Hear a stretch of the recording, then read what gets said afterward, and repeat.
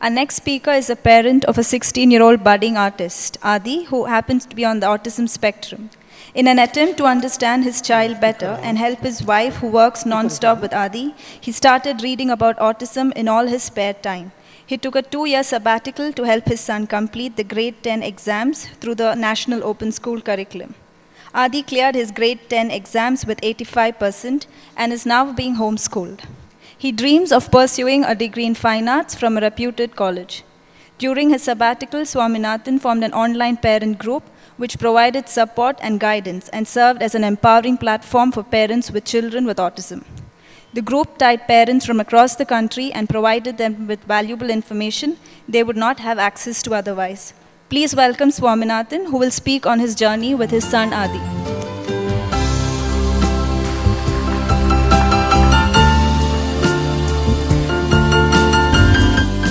Namaskar. I represent my kid Adi, who's 16 and a budding artist. He's a handsome boy you can see on the screen. Things like this makes you question genetics, isn't it? Anyway. Okay. Adi, I feel, was born in the exact era in the autism timeline in India. It was after the dark ages, when nothing was known, just after the internet came into India, and luckily much before the present information overload. I empathize with the new generation parents because there's so much available on the net that they tend to get confused. We have a love-hate relationship with autism for the last 16 years. I think it will be that a lifetime, because autism is such a peculiar thing that it's a love-hate relationship. Much as you talk about neurodiversity and all, you feel the kids are vulnerable, and they're more on the spiritual side in this materialistic world. Anyway, to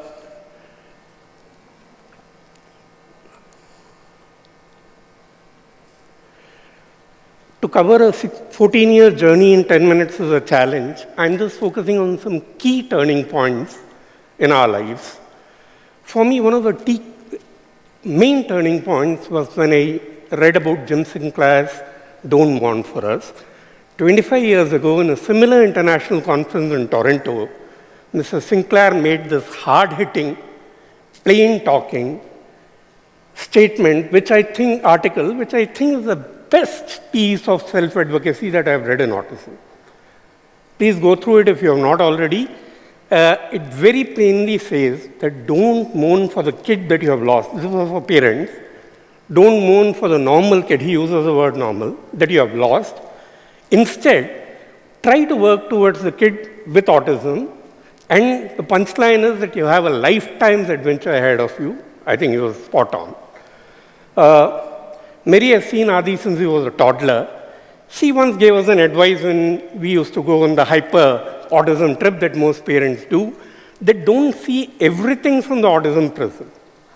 That's a trap many parents, including us, me, fall into.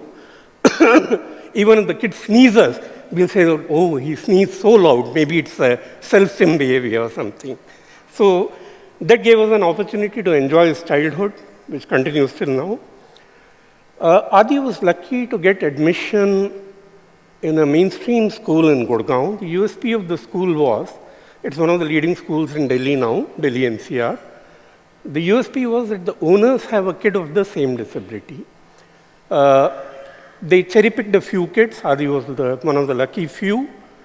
They had their own therapy team there. More importantly, there was a lot of empathy, a lot of sensitivity, and zero bullying. The owner's kid, incidentally, Ranveer Saini, is a mini celebrity now because he won the gold medal in Special Olympics for India in golf. Another great thing about the school is that they focus more on daily living skills like cooking, shopping, banking, and soft padel the academics part. Sorry. In my view, we have discussed about so many therapies and so many teaching aids. Flashcards is the most underrated one. In this era of apps and gizmos, we tend to neglect a poor little flashcard. In the Indian context, even today, charts are available to put vegetables, animals, daily objects for as low as ₹1, that is 5 cents or so. And you just need to cut paste them on any laminated surface, period. Another thing which helped us was bumblebee videos. Very interestingly, these were videos for neurotypical kids, but today the company markets them as videos for autism. They put an object with Beethoven in the background, with kids enacting videos in a few cases for action words. It helped in his language development. A lot of books, over 1,000 books in autism that I have, but two key ones which helped me, because in my humble opinion, most of the books on autism, from a parent's perspective, focus more on theory and less on practical, whereas ideally it should be the other way around. Two glorious exceptions to the theory books were Behavioral Intervention by Catherine Morris, which is a do-it-yourself ABA kind of a book, and Teach Me Language by Sabrina Freeman. These two classics helped us and our kid develop language to a reasonable extent. Later on, I discovered and fell in love with linguist systems. To my knowledge, they are the only publishers in the world. There's SuperDuper and Circuit as well, but linguist system customizes the books for our kids. They're normally edited by SLPs and experts. Each book is a gold nugget. And luckily, I could gather quite a few in the parents group that we talked about, where we shared them. And Mary's library also has quite a few. Linguist systems is a must for any kid who can read and write in autism. Okay, Adi has an inherent talent in arts. We found it when he was hardly 3 or so, or 4 or so. All our kids, or many of our kids, have fixations. In Adi's case, luckily it was a politically correct fixation of Lord Ganesha. Lord Ganesha, who has a head of an elephant, is one of the key gods in India, loved by all, revered by all. And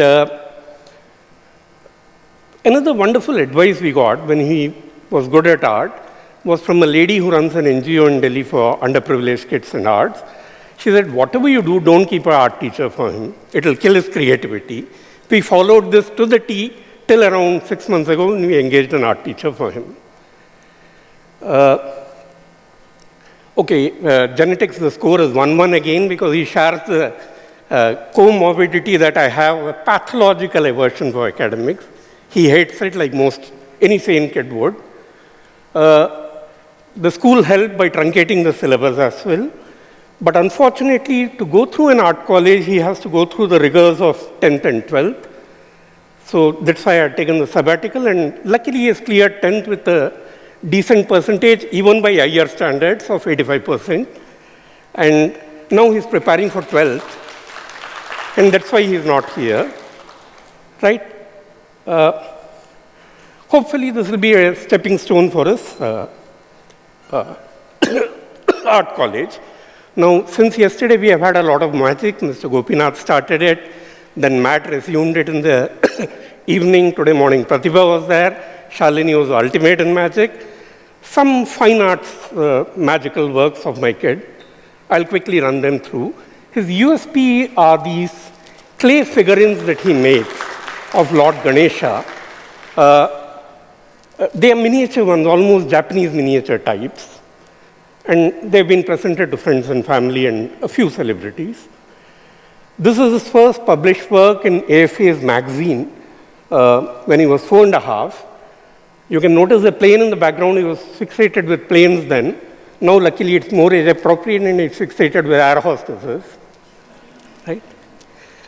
This was Qutub Minar when he was 4 or 4.5. It's the tallest minaret in Delhi.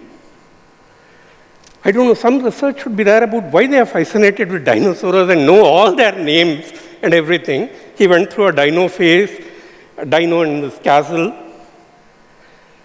He had a monument phase also. We had a trip to Agra and Fatehpur Sikri, which is close to Delhi. Foreigners who have come there, I'm sure you'll be planning a visit. You see the flying fish and the way he has crossed it out. That's what is cute about this one. There are thousands of drawings, but I've picked a few. This is Rakshas or demons, what all goes through their minds when he was 6 or so. But he drew happy Rakshas also. These are the happy junglis. Right? Now we come on to Ganapati's main obsession. Now, as a true artist, he combines everything. This statue of liberty is Ganapati. Right? Ganapati on top of a dragon. Delhi Metro came in 2006. We took him for a ride. Next day, Ganapati was there in the metro. Right? We have frequent flyers to the Delhi Zoo. And even today, we don't care about being age appropriate. And Ganapati had to be there.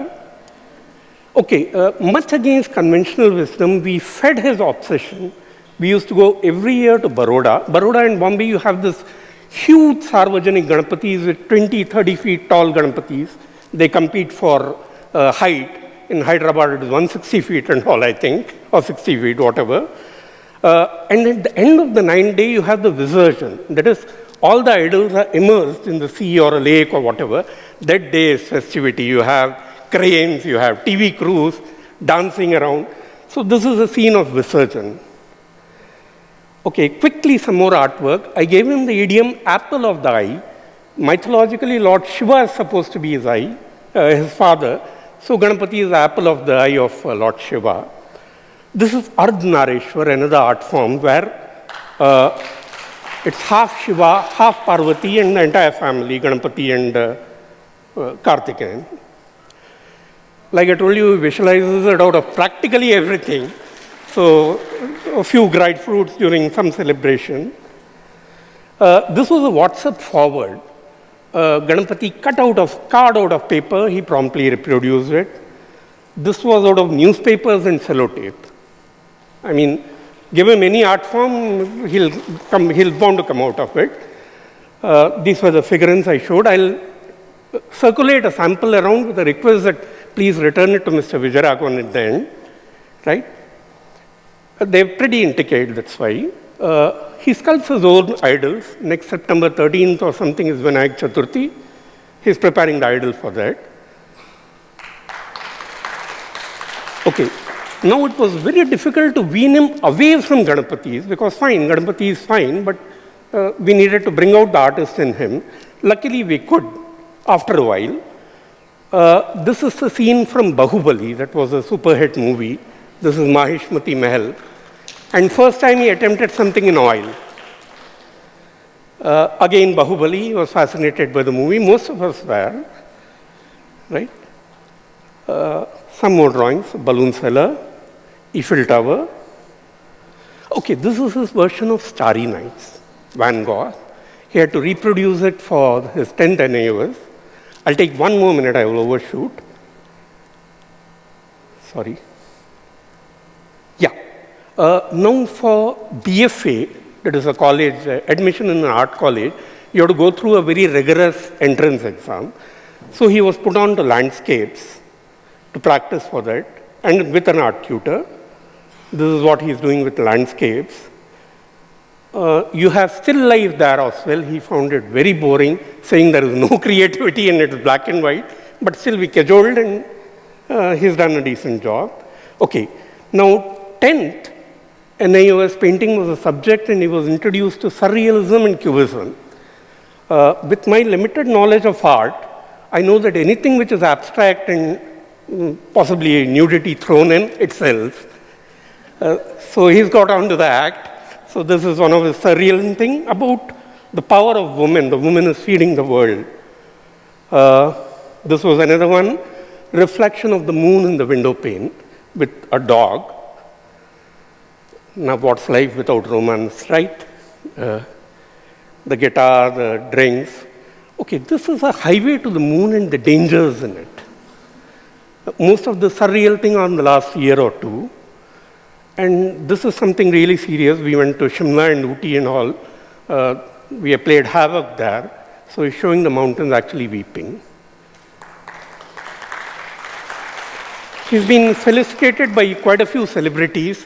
Maybe this would be Deja Vu. She's there in the picture.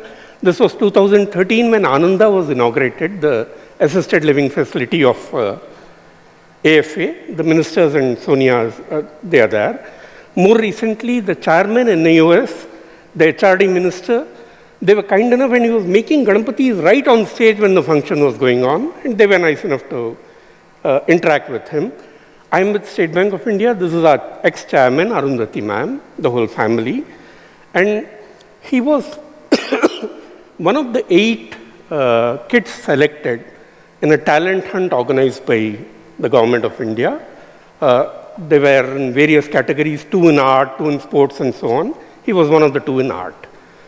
Last but not the least, I want to thank Mr. Vijay Raghavan and Team CADRRE for the hospitality.